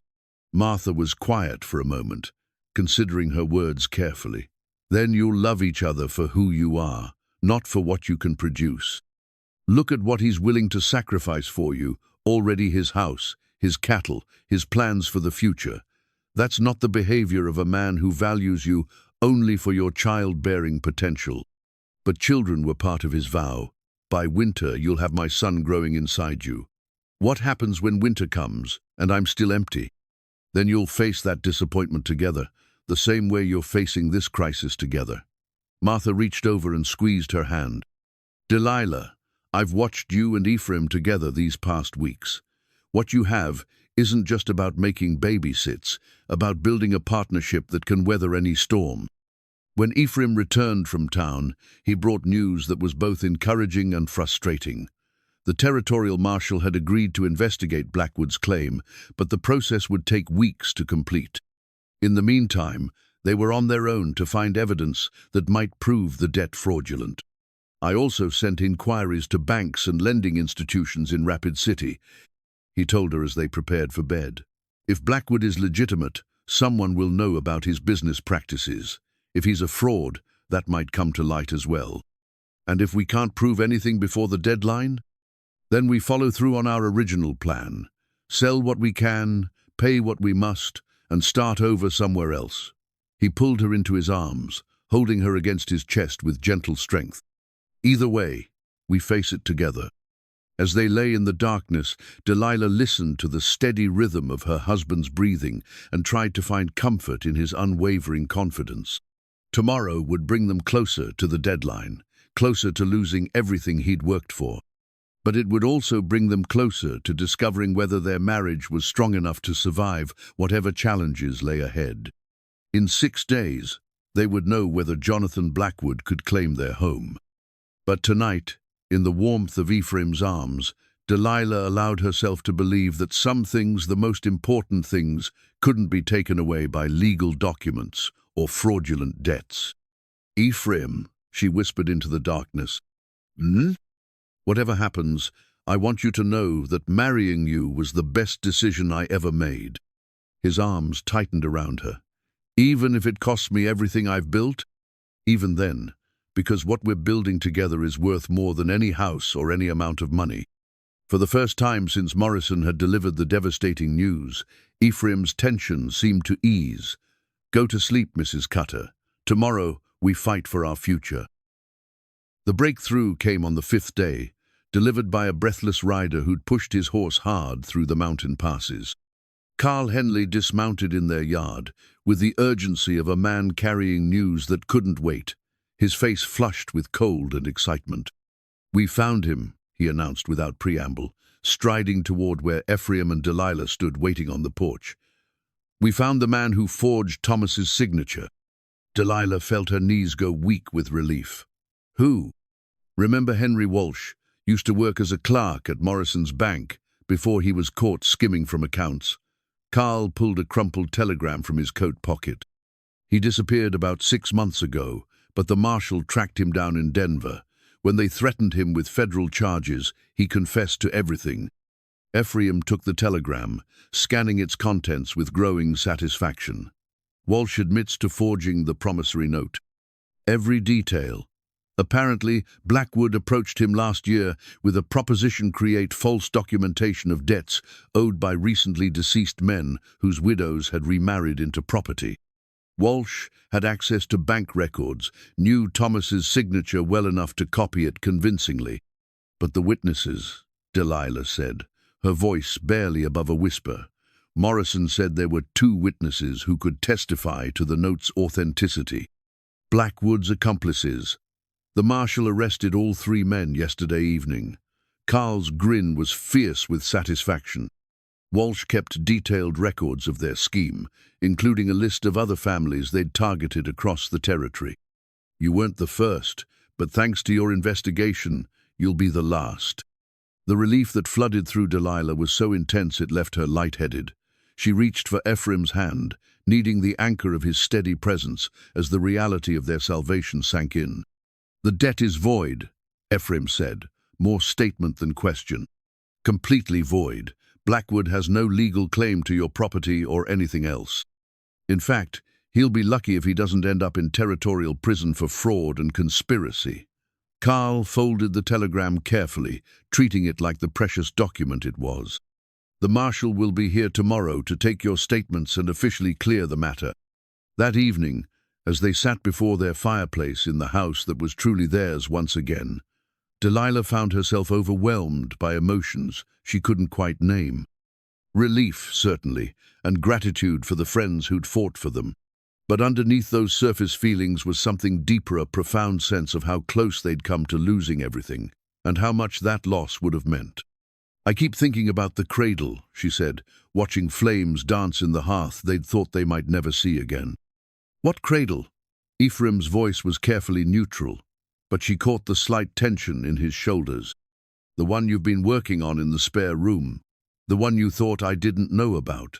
She turned to study his profile, noting the flush that crept up his neck. Were you planning to surprise me with it?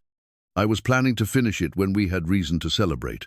He met her eyes, his expression vulnerable in a way she'd rarely seen. I didn't want to mention it until we knew for certain that you were carrying our child. The hope in his voice made her chest tight. How could she tell him that her body had once again failed to cooperate with his dreams? How could she destroy his faith in their future when they'd just reclaimed it from Jonathan Blackwood's schemes? Ephraim, she began, then stopped, unsure how to continue. You're not pregnant. His statement was quiet, resigned rather than accusatory. How did you know? I've been watching for signs, hoping for changes that haven't come. He turned to face her fully, his large hands reaching for hers. I saw you washing linens last week that you shouldn't have needed if my seed had taken root. Heat flooded her cheeks at his frank acknowledgement of her monthly cycles. I'm sorry, I know how much you were hoping. Don't apologize. His interruption was gentle but firm. We've been married 7 weeks, Delilah. Some couples try for years before conceiving their first child. But your vow was made with hope, not certainty. I can't control when our children come, only how ready we are to receive them when they do. She studied his face, searching for signs of disappointment or frustration. Instead, she found only the steady patience she'd come to associate with everything about him. Are you angry that I haven't given you what you want most? What I want most is a marriage built on trust and genuine affection. Children will be a blessing when they come, but they're not the foundation of what we're building together. He squeezed her hands gently. Besides, there's something to be said for having time to learn each other before we add the complications of parenthood. Time to learn each other how? His smile held a warmth that made her pulse quicken. Time to discover what makes you laugh. Time to understand what you need from me as a husband, not just as the father of your children. Time to build the kind of partnership that will make us good parents when the opportunity arrives. And if it never arrives, if I'm truly barren, then we'll have built something beautiful anyway. He brought her hands to his lips, pressing soft kisses to her palms. Delilah, I didn't marry you just to get children. I married you because you're strong and honest and brave enough to trust a stranger with your heart. Those qualities don't disappear if babies don't come." The sincerity in his voice brought tears to her eyes. "I love you," she said, the words slipping out before she could stop them. Ephraim went very still, his eyes searching her face as if he couldn't quite believe what he'd heard. "Say that again." "I love you." This time she said it deliberately, with full awareness of what she was confessing. "I don't know when it happened or how, but somewhere between your first proposal and tonight, I fell in love with my husband. Delilah." Her name was a prayer on his lips as he pulled her into his arms, holding her against his chest with trembling hands. "I've been waiting to hear those words since the day I first saw you chopping wood in your yard. You loved me then, when I was just a desperate widow who needed rescuing. I loved your strength. I loved your refusal to give up, even when everything was against you. I loved the way you looked at me like I might be worth taking a chance on." He cupped her face in his large hands, his thumbs brushing away tears she hadn't realized were falling. "And every day since then, I've found new reasons to love the woman you're becoming." When he kissed her, it was with a passion that had been building for weeks, no longer held in check by uncertainty or the need for patient courtship. This was the kiss of a man claiming his wife, of a woman finally ready to be claimed completely. They made love that night with an intensity that transformed their careful physical relationship into something approaching worship. For the first time, Delilah understood what Martha had meant about passion, about the kind of connection that went beyond duty or even affection. In Ephraim's arms, she discovered parts of herself that had been sleeping, waiting for the right man to awaken them. Afterward, as they lay entwined in the bed that had witnessed their gradual transformation from strangers to lovers, Ephraim traced patterns on her bare shoulder with gentle fingers. "I have something for you," he said, reaching toward the bedside table. "Another gift?" She turned in his arms, noting the nervous anticipation in his expression. "What's the occasion?" "The occasion of my wife telling me she loves me." He withdrew a small object from the drawer, holding it where she could see it in the lamplight. It was a ring knot, the simple silver band he'd given her at their wedding, but something far more elaborate.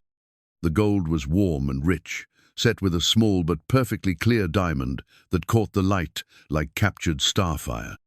"Ephraim, it's beautiful, but you've already given me so much. This was my grandmother's ring, brought from Norway when she was barely 18 and in love with a man who promised to make her life an adventure." He slipped it onto her finger above her wedding band, the fit perfect, as if it had been made for her hand. She wore it for 60 years, through good times and bad, through the births of 6 children and the loss of 2. When she died, she made my grandfather promise it would go to the woman I chose to love. Delilah held her hand up to admire the ring, but her attention was caught by something else, the way the diamond sparkled, the way the gold seemed to glow in the lamplight, the way her heart felt too full for her chest to contain. "It's the most beautiful thing I've ever owned," she whispered. "You're the most beautiful thing I've ever owned," he corrected, then caught himself. "Not owned. The most beautiful thing I've ever been blessed to love." As she drifted off to sleep wearing her grandmother-in-law's ring and wrapped in her husband's arms, Delilah marveled at how completely her life had transformed. 2 months ago, she'd been a woman with no future beyond mere survival. Now she was loved, cherished, protected by a man who saw her worth when she'd almost forgotten it herself. Tomorrow would bring the martial and the official end to Blackwood's threats, but tonight belonged to them too, the love they'd discovered and the future they would build together, one day at a time. The territorial marshal arrived the next morning as promised, accompanied by 2 deputies and carrying enough official documentation to put Jonathan Blackwood behind bars for the rest of his natural life. Marshal William Hayes was a man in his 50s, with the weathered look of someone who'd spent decades enforcing law in places where civilization was still a new and fragile thing. "Mrs. Cutter." "Mr. Cutter," he said, accepting the coffee Delilah offered and settling into their kitchen with the weariness of a man who'd ridden hard through mountain passes. I'm here to officially inform you that all claims against your property have been voided. Jonathan Blackwood is currently in custody in Rapid City, along with his associates. What will happen to him? Delilah asked, still hardly able to believe their ordeal was truly over. Federal prison, most likely. Fraud across territorial lines carries serious penalties, and we've identified at least a dozen other families he targeted with similar schemes. Hayes consulted his notes, his expression grim. He made the mistake of choosing victims he thought were too isolated or powerless to fight back effectively. He didn't count on communities like yours, rallying to investigate his claims. Ephraim leaned back in his chair, some of the tension finally leaving his shoulders. How extensive was his operation? Larger than we initially suspected. Blackwood and his accomplices had been running this scheme for almost 3 years, targeting widows who'd remarried into property throughout Dakota, Montana, and Wyoming territories. Your case was unique because you fought back, instead of simply accepting the loss. We had help, Delilah said, thinking of Martha and Carl, of Samuel Morrison's willingness to delay legal proceedings, of all the friends who'd refused to let them face the crisis alone. Indeed you did, and that help likely saved other families from similar victimization. Hayes accepted a second cup of coffee, then turned his attention to the stack of documents he'd brought. I'll need you both to sign statements for the official record, but after that, the matter is closed as far as you're concerned. They spent the next hour providing detailed accounts of their interactions with Blackwood, from his initial appearance at their door through his final arrogant visit. Hayes listened with the focused attention of a man accustomed to sorting truth from fabrication, occasionally asking questions that revealed the thoroughness of his investigation. One more thing, he said as he prepared to leave. Blackwood had kept extensive records of his targets, including assessments of their property values and vulnerability to legal intimidation. Your homestead was rated as a high-value, low-risk target. Low risk? Ephraim's eyebrows rose. Isolated location, recent marriage between strangers, limited community ties. He assumed you'd pay rather than fight, especially since the debt appeared legitimate on the surface. Hayes's smile held grim satisfaction. He seriously underestimated both your determination and your community's willingness to stand with you. After the marshal left, Delilah found herself standing in their kitchen, looking around at the home she'd thought they might lose forever. Everything was exactly as it had been before Blackwood's arrival, yet somehow it all seemed more precious now, the careful craftsmanship of Ephraim's furniture, the way morning light fell across the scrubbed wooden table, the view of mountains and meadows through windows that would never be claimed by fraudulent debts. "What are you thinking?" Ephraim asked, coming up behind her and wrapping his arms around her waist. "I'm thinking about how close we came to losing all of this, how different our life would have been if we'd had to start over somewhere else. Different, but not necessarily worse." His voice was thoughtful, reflective. "We would have built something new together, made it beautiful in its own way." "Do you really believe that? That we could have been happy living in some rough cabin on unclaimed land?" "I believe we could be happy anywhere, as long as we were together." He turned her in his arms, so she was facing him. "The house doesn't make the home, Delilah. The people in it do." She reached up to touch his face, marveling at the certainty in his expression. "How did you get to be so wise?"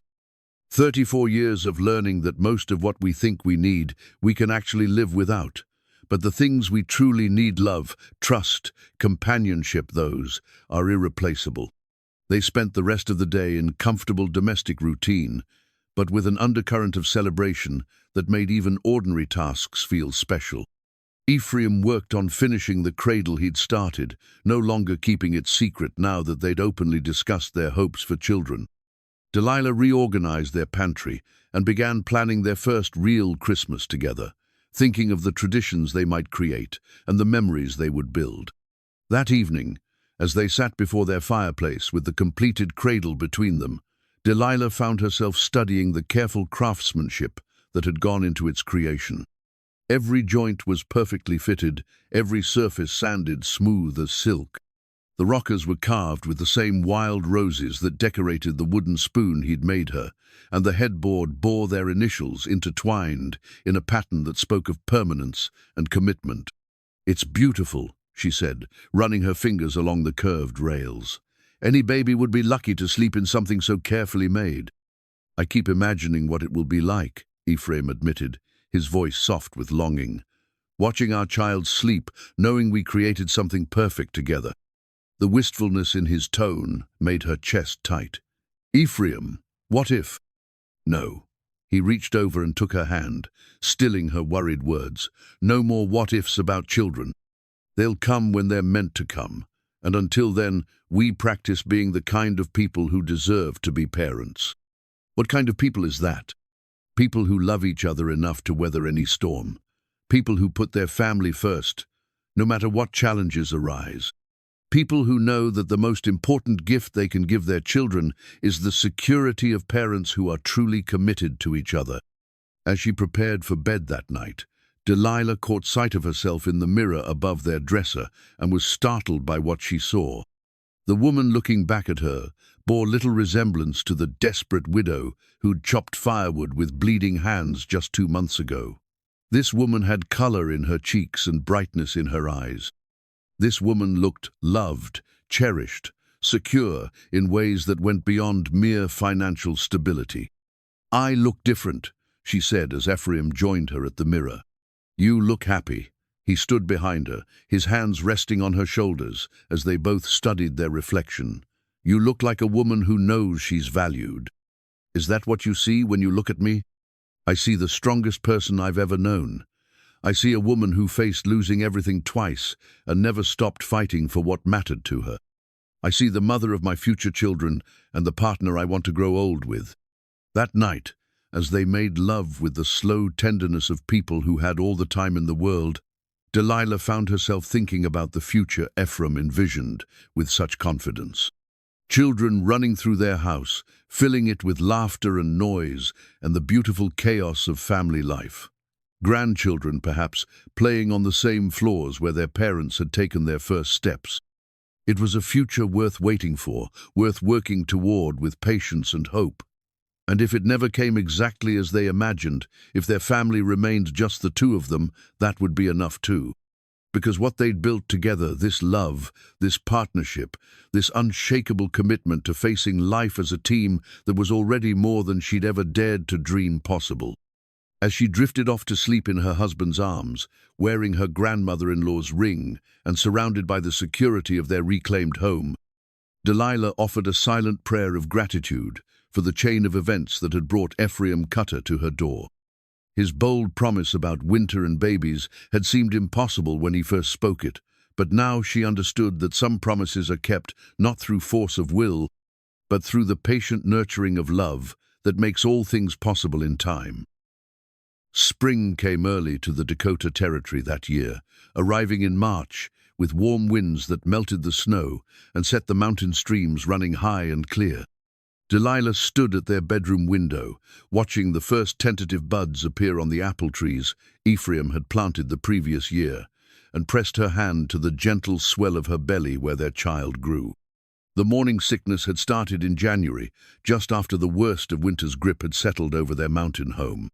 At first, she'd attributed the nausea to something she'd eaten, but when it continued day after day, accompanied by an exhaustion that made her want to sleep 12 hours at a stretch, Martha had ridden through a snowstorm to confirm what Delilah had hardly dared to hope. "Ephraim," she called softly, not wanting to wake him too abruptly. "The sun's up." He stirred beside her, reaching automatically for her hand as he had every morning since learning about the baby. His palm settled over the curve where their child rested, and she felt his smile against her shoulder. "Good morning, little one," he murmured to her belly, a ritual that had developed over the past month. "Your mama and I are excited to meet you." 4 months along now, according to Martha's calculations, which meant their baby would arrive sometime in late summer. The timing felt perfect. She would have the warm months to recover from birth, and the child would be old enough to weather their first winter with relative safety. "I dreamed about him again," Delilah said, settling back into Ephraim's arms to enjoy these quiet moments before the day's work began. "Him?" Ephraim's voice held gentle teasing. "You're still convinced it's a boy?" "I'm convinced it's exactly what we need, whether that's a boy or a girl." She turned in his arms, studying his face in the early morning light. "But yes, I think it's a boy. I think it's Eric." The name they'd chosen for a son, combining Ephraim's grandfather's Norwegian heritage with her family's tradition of strong, simple names. If the baby proved to be a girl, they'd decided on Anna, after Delilah's mother. Eric Cutter. Ephraim spoke the name thoughtfully, as if trying it out. "I like the sound of that." "Just Eric? Not Eric Thomas?" She'd suggested giving their son Thomas's name as a middle name, a way of honoring the man whose death had ultimately led to her finding happiness with Ephraim. "If that's what you want. But I think Thomas would be more honored by our happiness than by having his name attached to our child." Ephraim's hand moved in gentle circles over her belly. "He loved you enough to want you to find love again, even if he couldn't have imagined it would happen the way it did."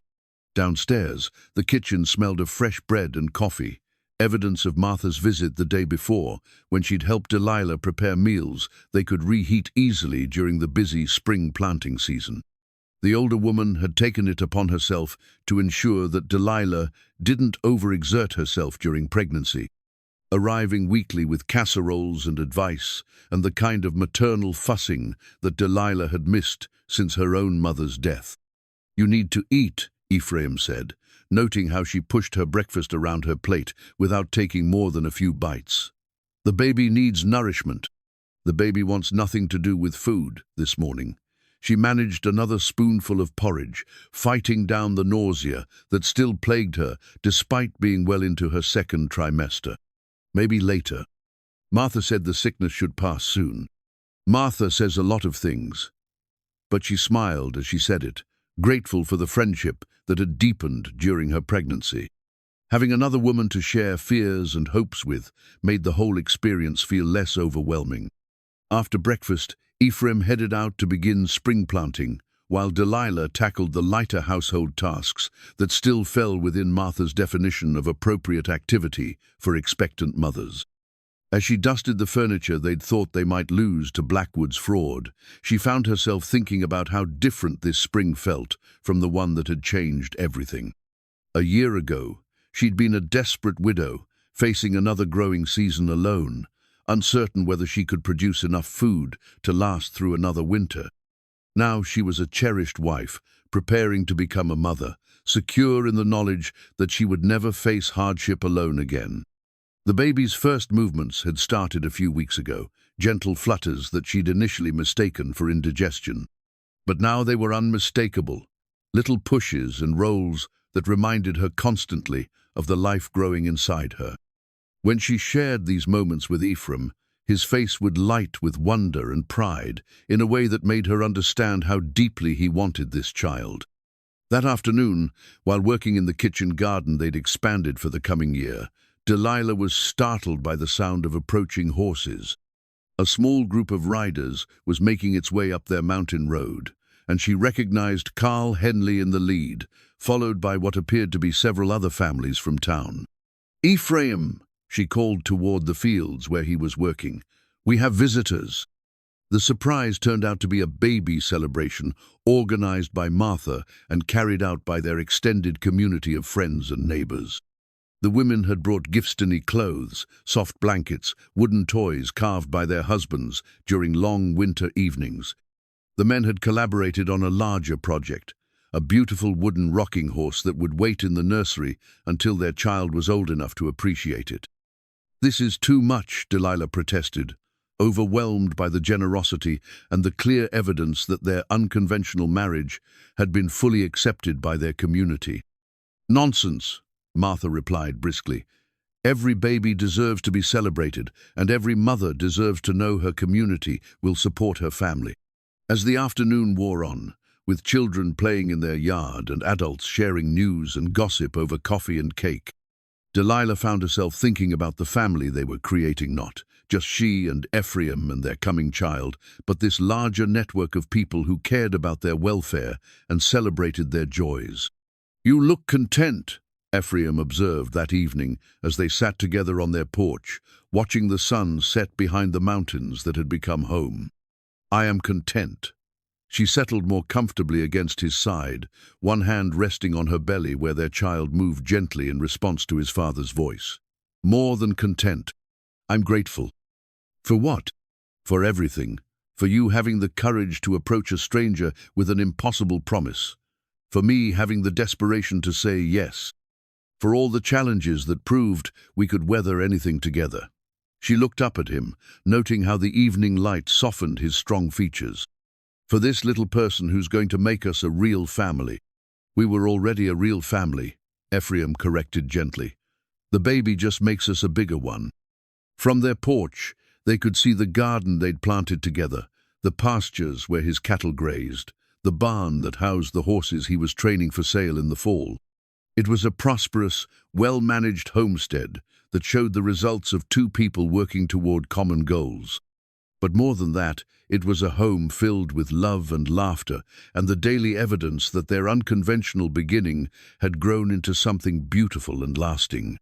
The desperate widow and the lonely giant had found in each other exactly what they needed to build a life worth living.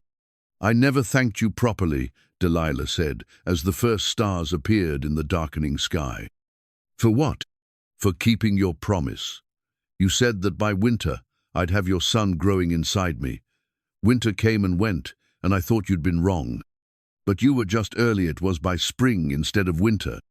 Ephraim's hand joined hers on her belly, both of them feeling the active movements of their child, responding to their voices and touches. "The timing doesn't matter. What matters is that we kept faith with each other long enough for love to grow. And now we finish what we started." He pressed a soft kiss to her temple. "We welcome our child. We raise him to be strong and kind like his mother. And we love each other through whatever comes next." As they sat together in the gathering darkness, surrounded by the security of the life they'd built from nothing more than mutual need and growing trust, Delilah reflected on the journey that had brought them to this moment. She thought of Thomas, whose memory she would always cherish, and of the grief that had nearly destroyed her. She thought of Ephraim's bold proposal and her desperate acceptance, of the challenges that had tested their commitment, and the love that had sustained them through every trial. Most of all, she thought about the baby who would arrive in a few months, the child who would never know a world where his parents didn't love each other completely, who would grow up secure in the knowledge that family meant standing together, no matter what storms might come. The crazy promise that had started it all, "By winter, you'll have my son growing inside you," had seemed impossible when Ephraim first spoke it. But promises, Delilah had learned, weren't always about timing. Sometimes they were about faith, about the willingness to believe that love could grow from the smallest seeds, that two lonely people could create something beautiful together if they were brave enough to try. As she drifted off to sleep that night in her husband's arms, with their child moving gently beneath her heart, and the security of their love wrapped around her like a blanket, Delilah Cutter knew that some promises were worth waiting for, and some fairy tales, the very best ones, began not with "once upon a time," but with a desperate woman, a determined man, and the courage to believe that happy endings were possible even in the harsh realities of frontier life. Outside their bedroom window, the spring wind whispered through the mountain pines, carrying with it the promise of summer warmth and autumn harvest, of a child's first cry, and a lifetime of love that had grown from the most unlikely beginning. In the cradle beside their bed, the baby's first blanket waited, a quilt sewn by Delilah during the long winter months, stitched with all the hope and love and dreams that had transformed a marriage of convenience into the kind of love story that people would tell for generations to come. The giant cowboy had kept his promise after all, just not in the way anyone might have expected. By spring, not winter, his wife carried their child. But more importantly, by the time spring arrived, they had built something far more precious than either had dared to hope for when they first stood before Reverend Morrison and promised to love each other through whatever trials lay ahead. They had built a family, they had built a future. They had built a love that would last through all the seasons of their lives, growing stronger with each passing year like the apple trees that would soon bloom in their mountain garden, bearing fruit for generations yet to come.